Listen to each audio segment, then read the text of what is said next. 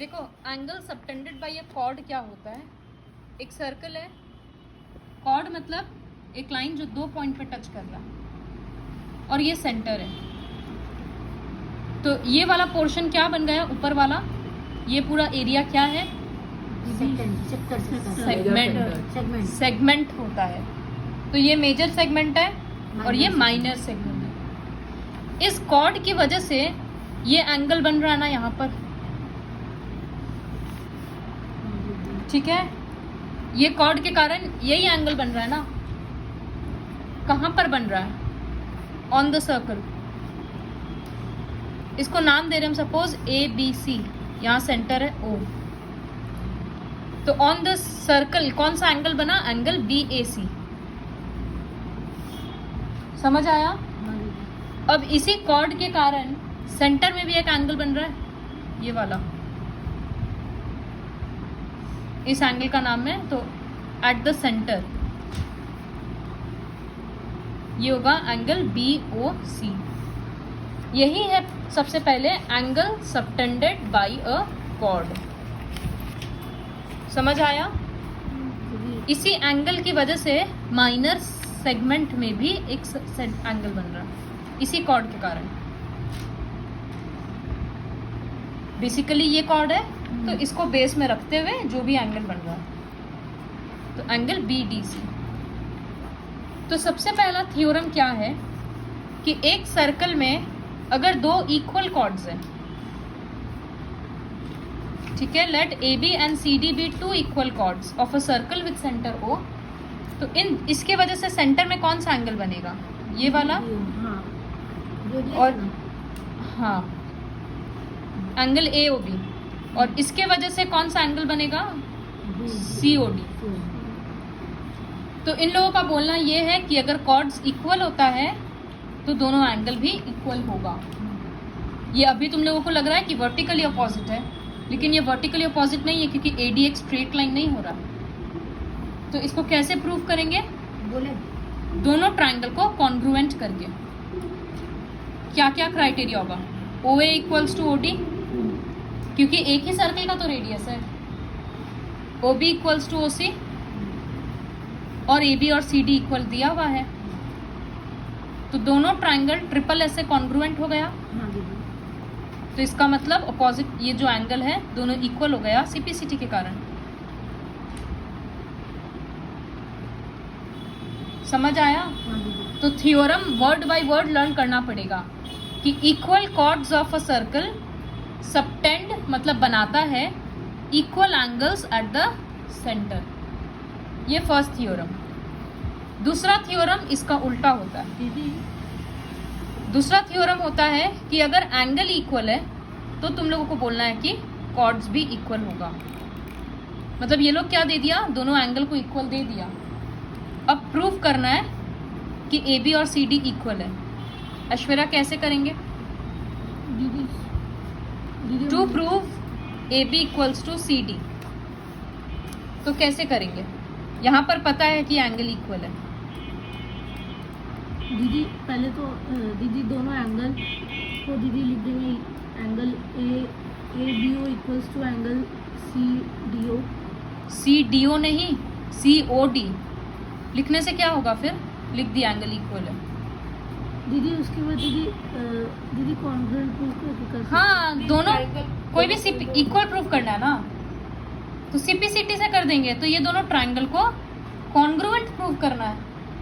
योग्य क्या क्राइटेरियाज होगा दीदी, OD इक्वल्स टू OA और OB इक्वल्स टू OC। हाँ, और एक एंगल तो दिया हुआ ये इक्वल है, तो SAS से दोनों ट्राइंगल कॉन्ग्रुएंट हो गया। हाँ, तो हम लोग बोल सकते हैं कि दीदी AB equals to CD CPCT।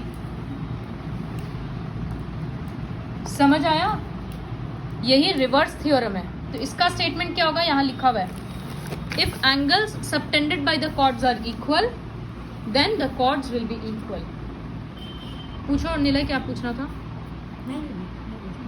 वो जो भी आप यहाँ पर बोले कि थोड़ा जोर से बोलो, वीडियो में जी, आएगा। क्योंकि आप बोले कि यहाँ पर ये देखने में स्ट्रेट लाइन लग रहा है, वहाँ पर अगर स्ट्रेट लाइन नहीं होगा तब भी होगा। नहीं, ऐसा तो नहीं होगा, उसका जो होगा। कॉर्ड्स का डिस्टेंस है वो भी एकदम सेम होना चाहिए, सर्कल का जो तो वही तो बात है कि सेम कॉर्ड्स होना इक्वल चाहिए। कब होगा? कॉर्ड्स इक्वल ही तभी होता है जब उसका डिस्टेंस सेम होगा सेंटर से। तो अगर कॉर्ड्स इक्वल है तो वो डिस्टेंस ऑटोमेटिकली सेम होगा। अब ऐसा फिगर में इस कॉर्ड की वजह से ये एंगल बन रहा है और इस कॉर्ड की वजह से ये, तो थ्योरम के अकॉर्डिंग ये दोनों एंगल तो इक्वल है। अब इसको तो वर्टिकली अपोजिट नहीं बोल सकते थे ना, तो इसको प्रूव करने के लिए तो ट्राइंगल्स को कॉन्ग्रुएंट लेना ही पड़ेगा। इसीलिए फर्स्ट क्वेश्चन देखो इसका, recall that two triangles are congruent. दो ट्राइंगल कॉन्ग्रुएंट कब होता है? Sorry, recall that two circles are congruent if they have the same radii. दो सर्कल है, दोनों कॉन्ग्रुएंट कब होगा? जैसे दोनों 5 सेंटीमीटर का है या तो दोनों 6 सेंटीमीटर का, जब रेडियस सेम होगा तभी तो कॉन्ग्रुएंट होगा। कॉन्ग्रुएंट का मतलब पूरा ओवरलैप करेगा। तो इसका मतलब यहाँ पर सेंटर सेम है, सॉरी रेडियस सेम है। तो एक का सेंटर O लेते हैं, एक का सेंटर O डैश ले रहे हैं। अब क्वेश्चन में क्या दिया हुआ है? Prove that equal chords of congruent circles. इसका मतलब दोनों में जो कॉर्ड ड्रॉ करेंगे वो दोनों इक्वल है। तो सपोज इसमें एक कॉर्ड ड्रॉ करते हैं AB और इसमें एक कॉर्ड ड्रॉ करेंगे CD। अब दोनों जो एंगल बनाएगा वो इक्वल प्रूव करना है। तो यहाँ प्रूव करना है कि AOB और CO'D इक्वल है, कॉन्ग्रुएंट ही लेंगे ना। तो प्रतीक 3 क्राइटेरिया क्या होगा कॉन्ग्रुएंसी का? AB equals to CD और AO equals to CO. CO'। क्यों? अभी तो सेम सर्कल का रेडियस नहीं है, तो फिर क्यों इक्वल होगा दोनों रेडियस? ये भी तो प्रूफ करना है, भी और CD नहीं दिया है, prove that equal chords of congruent circles. मतलब कॉर्ड्स इक्वल है, तुम लोगों को बताना है कि एंगल्स इक्वल हो रहा है। बोले कॉर्ड्स अगर इक्वल बोल दिया तो वो क्राइटेरिया सिर्फ एक ही ट्रायंगल के लिए, एक ही सर्कल के लिए ना, लेकिन यहाँ तो दो अलग सर्कल हो गया ना, रेडियस तो सेम है, क्योंकि रेडियस तो सेम है, दोनों ट्रायंगल कॉन्ग्रुएंट है ना। तो अगर ये 5 होगा तो ये भी 5 होगा। ऐश्वर्या समझ आ रहा है? तो यहाँ पर AB और CD इक्वल है, AO और CO' इक्वल है, और OB और O'D इक्वल है। Therefore this angle equals to this angle CPCD। फिर इस तरह का क्वेश्चन में पूरा थ्योरम लिखना पड़ता है। Thus equal chords of congruent circle subtend equal angles at the centre. जो क्वेश्चन है पूरा उसी को लिखना पड़ता है। सेकेंड क्वेश्चन पढ़ो।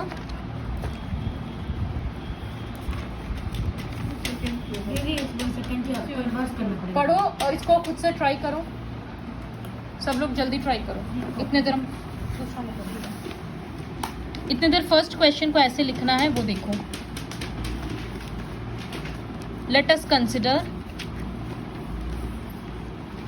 2 circles with centre O and O'।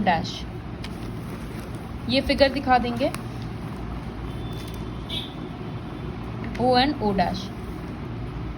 Let AB and CD be 2 equal chords। Aishwarya second question खुद से ट्राई करो। नहीं, let AB and CD be 2 equal chords। फिर क्या दिखाना है कि दोनों के वजह से जो एंगल बन रहा है सेंटर में वो इक्वल है। तो 2 प्रूव हो जाएगा। 2 प्रूव मतलब क्या प्रूव करना है कि एंगल AOB और एंगल CO'D इक्वल है। प्रूफ करने के लिए यहाँ लिखते हैं प्रूफ, मतलब अब हम लोग अपना प्रूफ शुरू कर रहे हैं। In triangle AOB and triangle CO'D क्या क्या क्राइटेरिया होगा? AB और CD इक्वल, क्योंकि दिया हुआ है। AO और CO' इक्वल, और BO और DO डैश इक्वल। ये दोनों क्यों इक्वल हुआ? As the circles are congruent.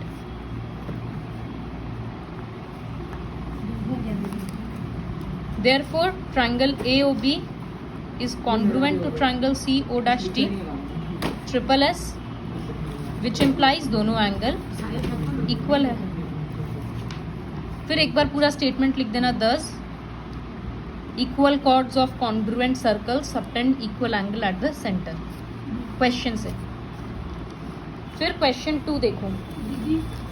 दीदी 2 में दीदी तो दीदी 2 ट्रायंगल में करना है या एक ही ट्रायंगल में करना है? ट्रायंगल नहीं अंशिका, दीदी, सर्कल है। में तो 2 सर्कल है ना। दीदी इसमें तो कुछ लिखा हुआ नहीं है। कैसे नहीं लिखा हुआ है? Prove that if chords of congruent circles लिखा तो है। सेकंड में लिखा हुआ है prove that if chords of congruent circles. तो कॉन्ग्रुएंट सर्कल से मतलब ही तो 2 सर्कल है। इस तरह से 2 सर्कल होगा, सेंटर O डैश है, सर्कल्स कॉन्ग्रुएंट है ना, इसका मतलब इस बार भी सबका रेडियस इक्वल है। तो अब यहाँ पर प्रूफ क्या करना है? यहाँ पर क्वेश्चन में दिया है कि एंगल इक्वल है, तो अब प्रूफ करना है कि कॉर्ड इक्वल है। तो 2 प्रूव होगा AB इक्वल्स टू CD, ये तुम लोगों को प्रूव करना है। तो फिर से ट्राइंगल ही कॉन्ग्रुएंट करेंगे। AO equals to O dash C, BO equals to O dash D और angle AOB equals to angle CO dash D given है। देयरफॉर ट्राइंगल कॉन्ग्रुएंट हो गया SAS से। तो हम लोग बोल सकते हैं AB equals to CD CPCT।